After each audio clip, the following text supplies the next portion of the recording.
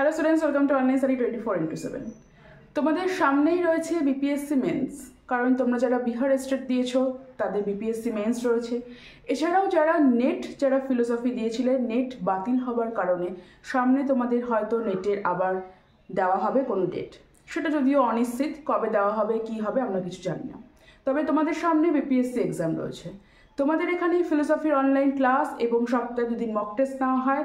যে কোনো ধরনের ফিলোসফির এক্সাম অর্থাৎ নেট, সেট, যে কোনো ধরনের এসএলএসটি, যে কোনো স্টেটের তোমরা যারা এরকম মক টেস্ট এবং ক্লাসের জন্য ইন্টারেস্টেড, তারা অবশ্যই ভিডিওর নিচে দেওয়া নাম্বারে যোগাযোগ করে জেনে নিও তোমরা কীভাবে এই ক্লাসগুলো এবং মক টেস্টগুলো কন্ডাক্ট করতে পারবে। প্রতিটা টপিক ধরে আমি তোমাদের সাথে আলোচনা করবো, প্রতিটা টপিকে কী কী প্রশ্ন আসতে পারে সেই সমস্ত প্রশ্ন, তাদের ওপর তোমাদের মক টেস্ট নেওয়া হবে। প্রতিটা টপিক ধরে ধরে তোমাদের মক টেস্ট নেওয়া হবে। এইরকম মক টেস্ট যদি তোমরা দিতে চাও অবশ্যই কিন্তু ভিডিওর নিচে দেওয়া নাম্বারে যোগাযোগ করে জেনে নিও তোমরা এই মক টেস্টগুলো কীভাবে দিতে পারবে। তোমরা যারা বিপিএসসি দেবে, বিপিএসসি যে সিলেবাস রয়েছে সেই সিলেবাসে তোমরা দেখেছো প্রত্যেকটা টপিক ওয়াইজ আমাদের রয়েছে। যেরকম আমাদের সেখানে এমপিরিসিজম রয়েছে, আমাদের রেশনালিস্ট রয়েছে, আমাদের আইডিয়ালিজম রয়েছে, আমাদের প্রত্যেকটা টপিক আমাদের রয়েছে, প্রত্যেকটা মতবাদ, প্রত্যেকটা থিওরি সেখানে রয়েছে। অর্থাৎ সেখানে যখন বলা হচ্ছে এমপিরিসিজম, তার মানে তোমাদের সমস্ত অর্থাৎ অভিজ্ঞতাবাদীদের মধ্যে যারা যারা রয়েছেন তোমাদের সবটা পড়তে হবে একদম প্রথম থেকে শেষ অবধি ওয়েস্টার্নের মধ্যে। আজকে আমি সেই এমপিরিসিজম নিয়ে আলোচনা করবো। দেখো, আমি যদি এমপিরিসিজম নিয়ে আলোচনা করি, সেটা যেমন তোমাদের বিপিএসসির মেন্সের যেমন একটা সাবজেক্ট, তেমন কিন্তু প্রত্যেকটা এক্সাম, নেট বলো, সেট বলো, যে কোনো স্টেটের এসএলএসটি বলো, কারণ আমাদের ফিলোসফির সিলেবাসের খুব একটা কিছু চেঞ্জ হয় না। তাই আজকে আমার আলোচনার বিষয় এমপিরিসিজম। এমপিরিসিজমের মধ্যে যা অর্থাৎ যখন আমাদের বলা হচ্ছে যে এমপিরিসিজম অভিজ্ঞতাবাদ, তার মানে আমাদের এর সম্বন্ধে সব কিছু জানতে হবে।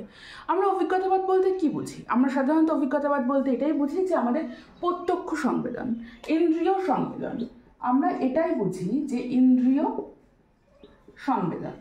এই যে ইন্দ্রিয় সংবেদন, এর দ্বারাই হচ্ছে আমাদের অভিজ্ঞতাটা কমপ্লিট হচ্ছে। ইন্দ্রিয় সংবেদন, এই যে ইন্দ্রিয় সংবেদন যেটাকে বলা হচ্ছে, আমরা জানি যে আমরা যা কিছু দেখছি, আমাদের যে দেখা, সেটাই হচ্ছে আমাদের সংবেদনের মাধ্যমে মন নিষ্ক্রিয়ভাবে সেটাকে গ্রহণ করছে, তার মাধ্যমে আমাদের জ্ঞান হচ্ছে।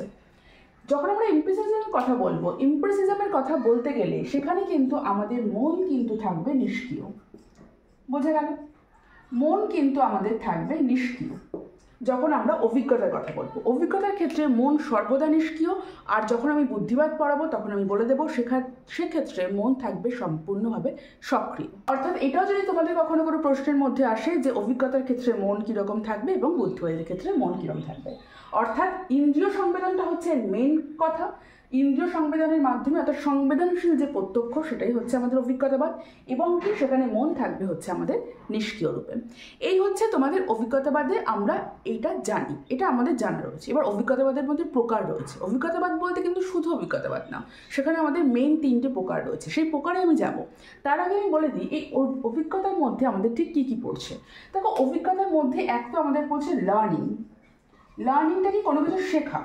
ধরো তুমি কথা বলা শিখছো, কোনো বাচ্চা এখন কথা বলা শিখছে, সেই শব্দটাকে প্রথমে সে অভিজ্ঞতার মাধ্যমে বোঝার চেষ্টা করছে, সে অর্থ বোঝার চেষ্টা করছে, তারপর সে কথা বলছে। এই যে কথা বলাটা, এই যে শেখা, এই যে লার্নিং, সেটা কিন্তু পড়ছে অভিজ্ঞতার মধ্যে। ঠিক আছে? আর একটা খুব ইম্পর্টেন্ট, সেটা হচ্ছে কি অনুমান। এই যে অনুমান, অনুমান মানে কি? ধরো তুমি আকাশে মেঘ দেখেছো, তুমি বৃষ্টির অনুমান করছো। এই যে বৃষ্টির অনুমানটা, এই যে মেঘ তুমি দেখেছো, তোমার অভিজ্ঞতার বলে তুমি দেখতে পেয়েছো যতবার আকাশে মেঘ করেছে বৃষ্টি হয়েছে, সেই বেসিসে তুমি একটা অনুমান করছো। সব থেকে যেটা আমাদের ইম্পর্টেন্ট এমপিরিসিজমের ক্ষেত্রে, মানে মোস্ট ইম্পর্টেন্ট তোমরা বলতে পারো, যেখান থেকে প্রশ্ন তোমাদের প্রচুর দেয়, নেটে ফার্স্ট পেপারও এখন এই থিওরিটা রয়েছে, সেটা কি? সেটা হচ্ছে তোমাদের ট্রায়াল অ্যান্ড এরর থিওরি। ঠিক আছে? ভীষণ ইম্পর্টেন্ট, মানে মোস্ট ইম্পর্টেন্ট হচ্ছে এই থিওরি। এর মানে কি? ট্রায়াল অ্যান্ড এরর থিওরি মানে কি? যতক্ষণ না চেষ্টাটা তোমার সফল হচ্ছে, তুমি চেষ্টা করে যাও, কোনো কিছু শিখছো, তুমি সাইকেল চালানো শিখছো, সাইকেল চালানো কেউ একদিনে শিখতে পারে না। বারবার তুমি চেষ্টা করে যখন তুমি সেই সফলতা পাচ্ছ, সফলতা না পাওয়া অবধি তোমাকে চেষ্টা করতে হবে। এই থিওরিটার মানে হচ্ছে এটাই। যদি তোমাদের এরকম কোনো প্রশ্ন দেয় এরকম যে সাইকেল চালানো শেখা বা যে কোনো ধরনের কোনো কিছু শেখার যে বিষয়টা, তুমি বারবার তুমি ব্যর্থ হয়েও সেটাকে শিখছো, ব্যর্থ হওয়ার পর শিখে লাস্ট মোমেন্টে যখন তুমি রেজাল্টটা পাচ্ছ, রেজাল্ট না পাওয়া অবধি তুমি শিখে যাচ্ছ, এটাই হচ্ছে ট্রায়াল অ্যান্ড এরর থিওরি। আর একটা এমপিরিসিজমের মধ্যে কি আসছে?